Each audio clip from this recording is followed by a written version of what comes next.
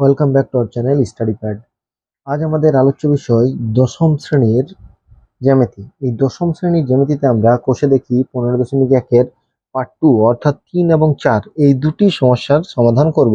এর পূর্বে আমরা 3 অধ্যায়, 7 এবং 10 এই তিনটি যে জ্যামিতির অধ্যায় আছে সেগুলি নিয়ে বিস্তারিত আলোচনা করেছি, প্রয়োগ এবং উপপাদ্য নিয়েও আলোচনা করেছি এবং কোষে দেখির সমস্যাগুলির সমাধান করেছি। সেগুলির লিঙ্ক তোমরা ডেসক্রিপশনে পেয়ে যাবে, চাইলে সেখান থেকে দেখে নিতে পারো। এছাড়াও মাধ্যমিকের বিভিন্ন বিষয়ের বিস্তারিত আমরা এর পূর্বেই আলোচনা করেছি, সেগুলোরও লিঙ্ক তোমরা ডেসক্রিপশনে পেয়ে যাবে।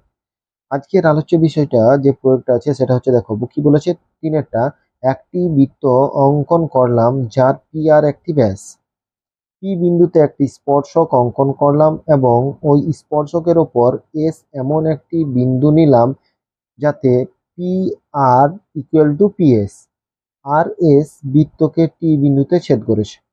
প্রমাণ করতে হবে S T equal to R T equal to PT. তাহলে এই তিনটে সমান হবে, তিনটে রেখা সমান হবে। তাহলে প্রথমে আগে কি করতে হবে, একটা বৃত্ত নিয়ে নিতে হবে, সেই বৃত্তের একটা ব্যাস অঙ্কন করবো পি আর। তো প্রথমে বৃত্তটা অঙ্কন করে নিই।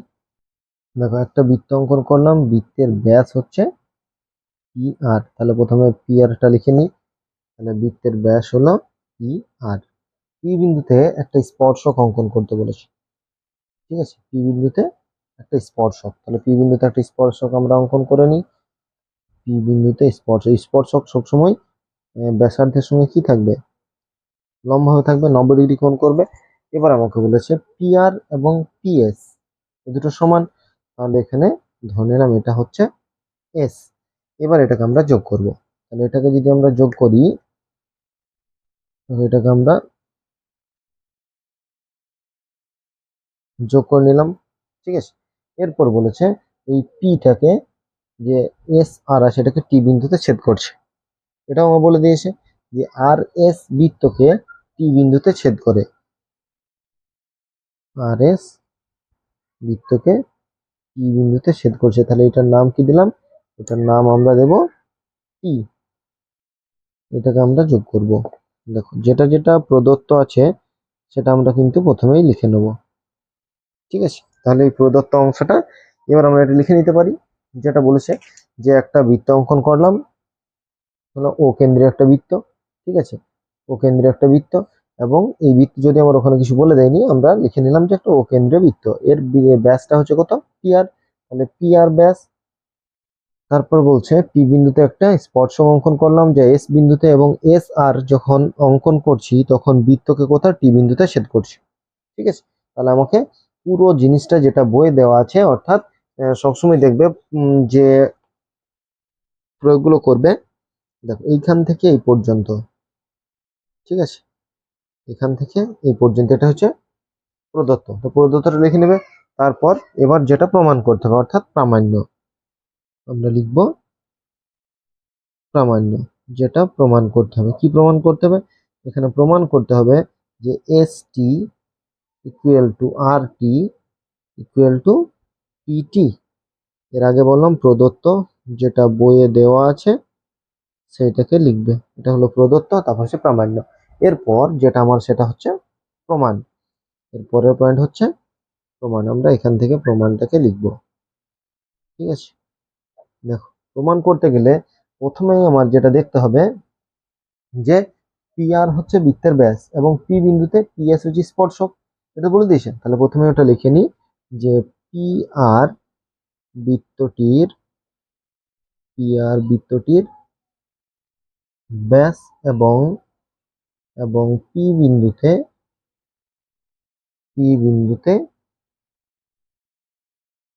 পি এস স্পর্শক, ঠিক আছে। পি বিন্দুতে পি এস স্পর্শক। তাহলে এই যে R P S, R P S বা এস পি আর, এটা কত ডিগ্রি, 90 ডিগ্রি। তাহলে S P R equal to 90 degree বা 100 সমকোণ। এখানে দেখো আমার কোনটা বলে দিয়েছে, পিএস, পিএস এবং পিআর এই দুটো সমান। তাহলে যদি পিএস এবং পিআর সমান হয়, তাহলে এই যে কোণ দুটো আছে সেই কোণ দুটোও সমান, ঠিক আছে। তাহলে আমরা লিখতে পারি যে কোণ P S R equal to কোণ পি আর এস। তাহলে এই কোণ দুটো সমান, কেন সমান? বাহু সমান আছে, তাহলে কোণও সমান। তাহলে এই দুটো কোণের যোগফল কত? এই দুটো কোণের যোগফল হচ্ছে 90 ডিগ্রি। কারণ টোটাল একটা ত্রিভুজের তিনটি কোণের মান কত? 180 ডিগ্রি। তাহলে আমরা লিখতে পারি কোণ PSR যুক্ত কোণ PRS সমান হচ্ছে 180 থেকে কি করবো, 90টাকে বাদ দিয়ে দেবো। 180 থেকে 90টা বাদ, তাহলে কত ডিগ্রি? 90 ডিগ্রি। তাহলে দুটো কোণের সমষ্টি আমরা 90 ডিগ্রি পেয়ে গেলাম, দুটো কোণের সমষ্টি।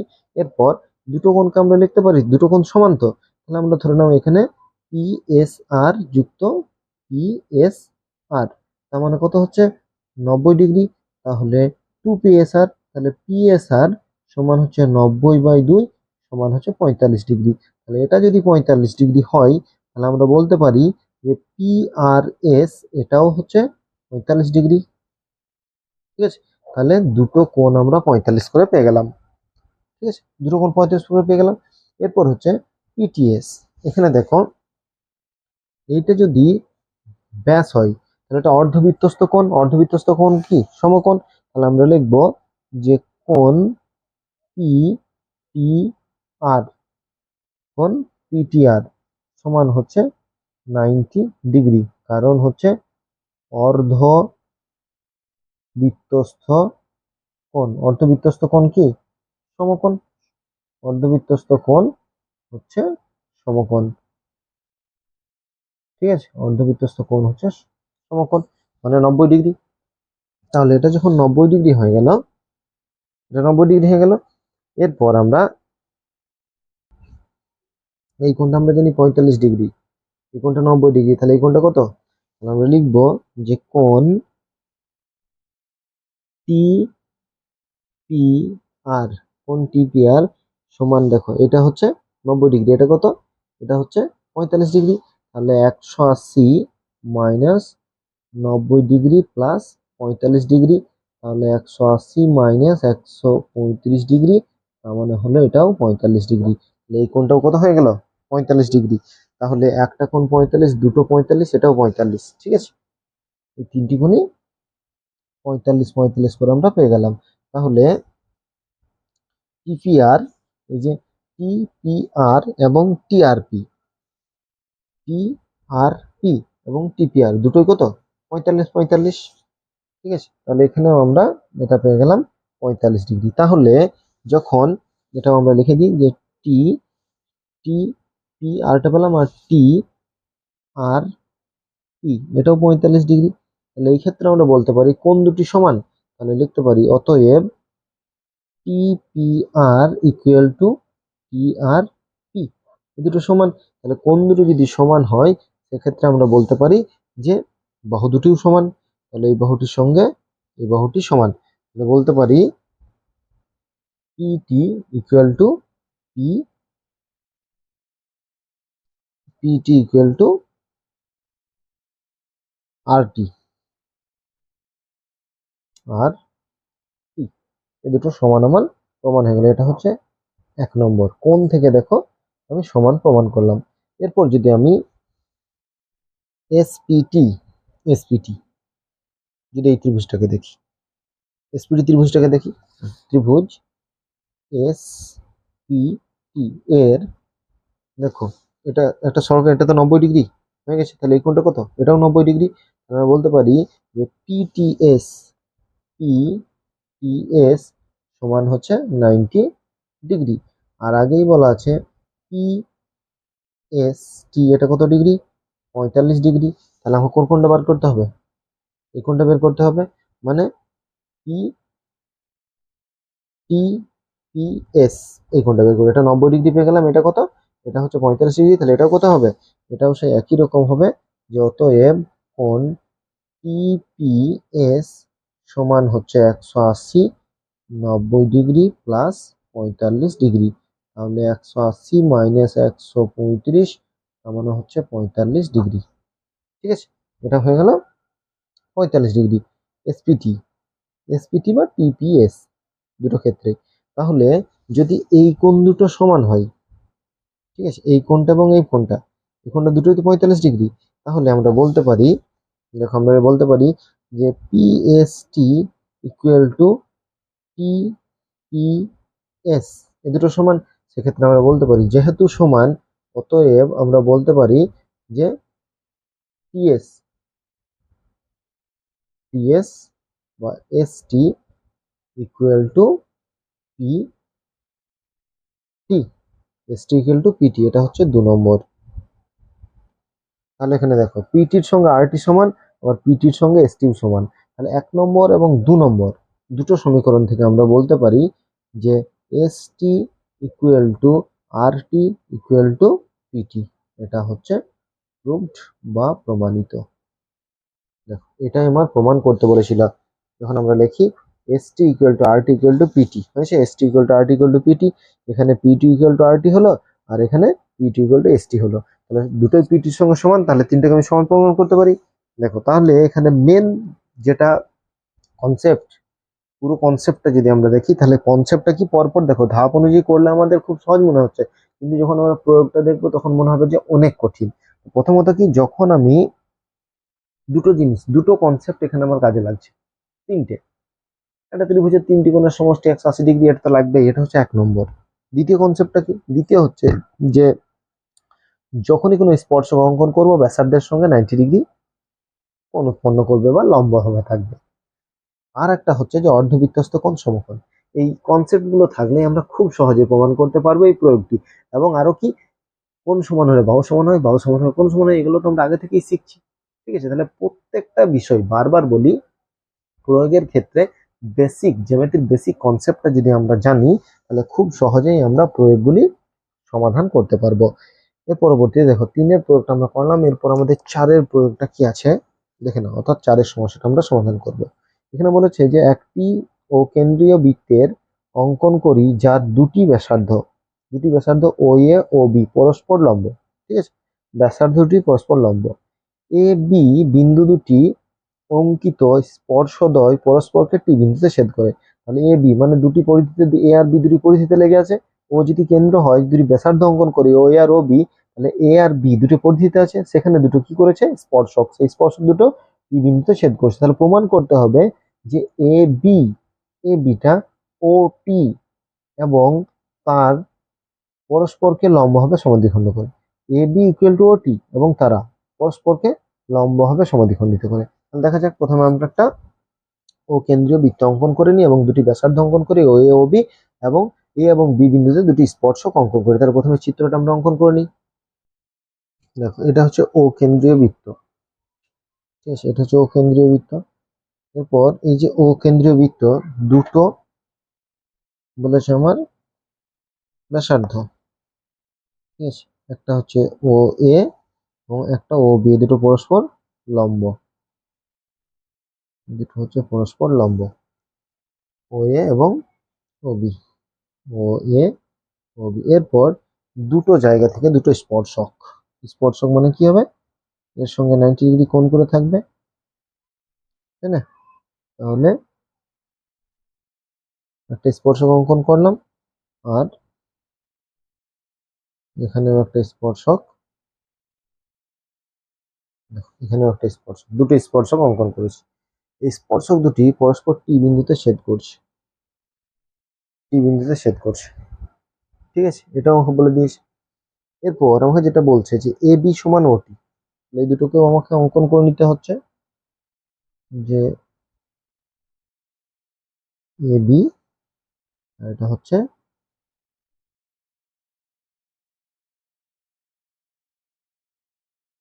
ওটি, এই দুটো সমান আমাকে প্রমাণ করতে হবে এবং লম্বভাবে সমদ্বিখণ্ডিত করেছে। তাহলে পুরোটা এই, দেখো আমি প্রদত্তটা লিখছি না, ক্লাসটা অনেক বড় হয়ে যাবে। এই পোর্শন থেকে এই পোর্শন, এই পুরোটাই তোমরা লিখে নেবে। প্রদত্ত মানে যেটা দেওয়া আছে, দেখো যা যা করলাম সেগুলো আছে কিনা। ও কেন্দ্রীয় বৃত্ত, দুটি ব্যাসার্ধ ও এ আর ও বি পরস্পর লম্বভাবে আছে, এ আর বি বিন্দুতে অঙ্কিত স্পর্শক দ্বয় টি বিন্দুতে ছেদ করছে, টি বিন্দুতে ছেদ করেছে, এবং এ বি ও ওটি এটা হচ্ছে প্রামাণ্য। ঠিক আছে, তাহলে প্রামাণ্যটা আমরা লিখবো। তাহলে প্রদত্তটা তোমরা বই থেকে লিখে নিবে, প্রদত্ত, ঠিক আছে, প্রথম পয়েন্ট। এরপর হচ্ছে প্রামাণ্য, যেটা প্রমাণ করতে হবে আমাদেরকে। কি প্রমাণ করতে হবে? প্রমাণ করতে হবে যে এ বি সমান হচ্ছে ও টি। আর একটা কি প্রমাণ করতে হবে? এবং এ বি ও ও টি পরস্পরকে লম্ব ভাবে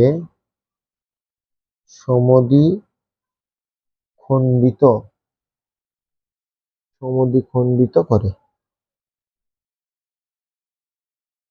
ঠিক আছে, বেশ, এটা আমি প্রামাণ্যটা লিখলাম।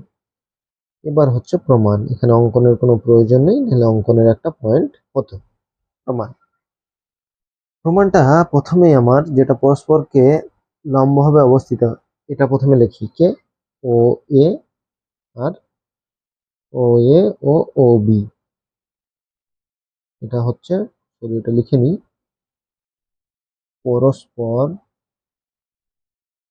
লম্বভাবে অবস্থিত। ঠিক আছে, লম্বভাবে অবস্থিত আমরা বলতে পারি যে এ ও বি 90 ডিগ্রি। এই কোণটা তো 90 ডিগ্রি হবে। 90 ডিগ্রি হবে না? অবশ্যই 90 ডিগ্রি হবে। তাহলে এই কোণটা যদি 90 ডিগ্রি হয়, ও এ তো ব্যাসার্ধ, এটি হচ্ছে স্পর্শক। দেখো, ও এ ব্যাসার্ধ, ও এ হচ্ছে ব্যাসার্ধ, ব্যাসার্ধ এটি হচ্ছে স্পর্শক। ঠিক আছে, তাহলে ও এ টি, এই যে ও এ টি, এটা কত ডিগ্রি? 90 ডিগ্রি। তাহলে আমরা লিখতে পারি যে কোণ ও এ টি সমান 90 ডিগ্রি। একই রকম ভাবে ও বি হচ্ছে ব্যাসার্ধ, ও বি হচ্ছে ব্যাসার্ধ, এখানে হচ্ছে বিটি হচ্ছে স্পর্শক। তাহলে বিটি যদি স্পর্শক হয়, তাহলে আমরা বলতে পারি যে এ টি বি, সরি, ও বি টি, এই কোণটা ও বি টি, কোণ ও বি টি সমান 90 ডিগ্রি। তাহলে একটা চতুর্ভুজ, দেখো তিনটে কোণ আমরা 90 ডিগ্রি পেয়ে গেলাম। একটা কোণের, কোন চতুর্ভুজটা? এ ও বিটি। এ ও বিটি আমরা লিখব যে এ ও বিটি একটি চতুর্ভুজের, একটি চতুর্ভুজের একটা হচ্ছে এ ও বি 90 ডিগ্রি, তারপর হচ্ছে ও এ টি 90 ডিগ্রি, তারপর হচ্ছে ও বি টি, এটাও 90 ডিগ্রি। তিনটে 90 ডিগ্রি হয়ে গেল। 4 নম্বর যে কোণটা আছে, অর্থাৎ এ টি বি, এটিবি আমরা লিখবো অতএব কোণ এ টি বি, চতুর্ভুজ মানে কত? 360 ডিগ্রি। 360 ডিগ্রি থেকে কি করবো? তিনটে কোণ আমার কত আছে? 90 করে আছে। তাহলে তিনটে কোণ আমাকে বিয়োগ করতে হবে। তাহলে 360 মাইনাস 270 বিয়োগ করলে হচ্ছে 90 ডিগ্রি। তাহলে চারটে কোণই কত হয়ে গেল? 90 ডিগ্রি। তাহলে চতুর্ভুজের চারটি কোণই যদি 90 ডিগ্রি হয়, তাহলে চতুর্ভুজটি একটি কি? বর্গক্ষেত্র। চতুর্ভুজটি একটি বর্গক্ষেত্র। আমরা লিখতে পারি চারটি কোণই 90 ডিগ্রি। আবার দুটো বাহু তো সমান আছে, কোন দুটো সমান? এখানে ও এ আর ও বি ব্যাসার্ধ, তো একই বৃত্তের ব্যাসার্ধ। এটা হচ্ছে একই বৃত্তের ব্যাসার্ধ, একই বৃত্তের ব্যাসার্ধ। তাহলে আমরা বলতে পারি যে অতএব ও এ ও বিটি, এ ও বিটি, দেখো এ ও বিটি একটা, দেখো এ ও বিটি একটা চতুর্ভুজ। এ ও বিটি চতুর্ভুজটাই আবার এ ও বিটি কি হবে? বর্গক্ষেত্র। অতএব এ ও বিটি একটি বর্গক্ষেত্র। এ ও বিটি একটি বর্গক্ষেত্র। এর যদি বর্গক্ষেত্র হয়, দেখো প্রমাণটা কি করতে বলেছিল, যে এ বি, এ বি আর ওটি, আচ্ছা বর্গক্ষেত্রের কর্ণ, তাহলে বর্গক্ষেত্রের কর্ণদ্বয় কি হয়? পরস্পর সমান হয়। তাহলে আমরা বলতে পারি যে এখানে এ বি ও ওটি বর্গক্ষেত্রের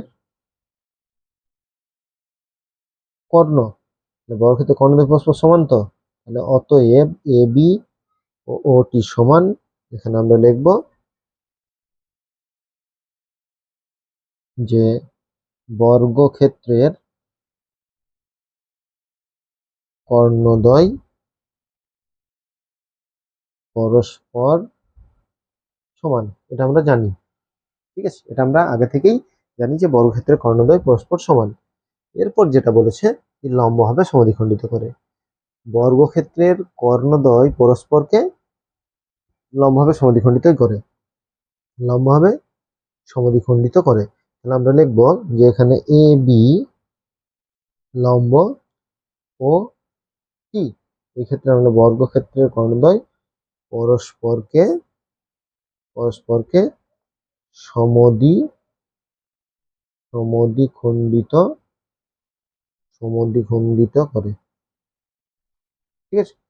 তাহলে এটা যখন সমদ্বিখণ্ডিত করলো, দেখো এখানে বলেছে শুধু লম্বভাবে অবস্থান করে না, এ ও বি পরস্পরকে লম্বভাবে সমদ্বিখণ্ডিত করে। তাহলে আমরা বলতে পারি যে এখানে ও এ, এখানে আর আমার বলার কিছু না, লম্বভাবে সমদ্বিখণ্ডিত করে, অর্থাৎ সমানভাবে ভাগ করে, সেখানে আলাদা করার প্রমাণ করার প্রয়োজন নেই, এই লম্বভাবেটা আমি লিখে দিলাম। তাহলে কর্ণদ্বয় পরস্পরকে লম্বভাবে সমদ্বিখণ্ডিত করে। তাহলে দুটো প্রমাণ আমার হয়ে গেল। তাহলে এখানে দেখো এটাও সেই কোণের পরিমাপ থেকে আসছে এবং স্পর্শকের যে সম্পর্কটা সেটা কিন্তু আসছে। তাহলে 3 এবং 4 দুটোতেই আমরা এইগুলো যদি দেখি, চ্যাপ্টারটার নামই হচ্ছে বৃত্তের স্পর্শক সংক্রান্ত উপপাদ্য। তাহলে বৃত্তের স্পর্শক, এখানে বৃত্তের স্পর্শক মানেই এটা সমকোণ বলে দিয়েছিল, এটা লম্বভাবে আছে মানে সমকোণ, আর দুটো স্পর্শক মানে দুটো সমকোণ। তাহলে তিনটে সমকোণ হয়ে গেলে 4 নম্বরটা সমকোণ হবেই। তাহলে চারটে যখন সমকোণ হয়ে গেল তখন চতুর্ভুজটা কি চতুর্ভুজ? বর্গক্ষেত্র। বর্গক্ষেত্রের কর্ণদ্বয় পরস্পর সমান এবং লম্বভাবে সমদ্বিখণ্ডিত করে, ঠিক আছে। খুব সহজ একটা প্রমাণ, এবং আমরা চাইলেই খুব সহজেই প্রমাণগুলো করতে পারি যদি আমাদের কনসেপ্টটা ক্লিয়ার থাকে কিসের, স্পর্শকের, ঠিক আছে। 40 নম্বর উপপাদ্য যদি আমরা ভালো করে একবার জেনে নিই বা ভালো করে নিই, তাহলে কিন্তু আমাদের প্রয়োগ এখান থেকে, প্রয়োগ আমরা ভাবি যে অনেক কঠিন, এখান থেকে দেখো শর্ট কোশ্চেনও পড়তে পারে, 2 নম্বরের কোশ্চেন পড়তে পারে, এমসিকিউ পড়তে পারে, শূন্যস্থান পড়তে পারে, সত্য মিথ্যাও পড়তে পারে। তাই আমাদেরকে যে প্রয়োগটাই করব বা যে উপপাদ্যটা করব তার কনসেপ্টটাকে আমাদেরকে খুব ভালোভাবে জানতে হবে।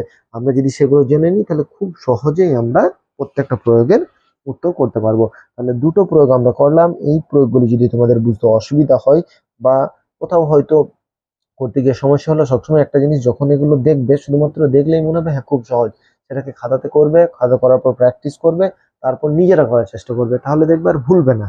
আর সবার প্রথম উপপাদ্যটাকে ভালো করে দেখবে, পরপর প্রয়োগগুলিকে দেখো, তাহলে দেখো খুব সহজ হবে, ইজি মনে হবে, ঠিক আছে। শুধু প্রয়োগ 3 নম্বর নয়, 2 এবং 1 এইগুলিও কিন্তু এই প্রয়োগগুলো করলে কিন্তু ওগুলোও তোমার ছুট যাবে না। তাই বারবার বলছি প্রয়োগগুলি ভালো করে দেখো, বোঝার চেষ্টা করো, সমস্যা হলে আমাদেরকে কমেন্ট করে জানাও, এবং আরো বিশেষ কিছু তথ্য তোমাদের যদি জানার থাকে অবশ্যই আমাদের কমেন্ট করে জানাবে, তোমাদের সেগুলি নিয়েও আমরা ক্লাস করে দেওয়ার চেষ্টা করব। আজ এই পর্যন্তই। আর একটা বিশেষ কথা যেটা হচ্ছে, তোমাদের যদি ক্লাসগুলিতে ভালো লেগে থাকে অবশ্যই বন্ধু বান্ধবদের মধ্যে শেয়ার করবে এবং নিজেরাও চ্যানেলটিকে সাবস্ক্রাইব করবে, যাতে পরবর্তী ক্লাসগুলি পেয়ে থাকো। আজ এই পর্যন্তই, পরবর্তী ক্লাস নিয়ে খুব শীঘ্রই হাজির হবো। ততক্ষণ পর্যন্ত সকলকেই ধন্যবাদ, সবার দিন শুভ হোক, ভালো থাকো, সুস্থ থাকো এবং ভালো করে পড়াশোনা করো।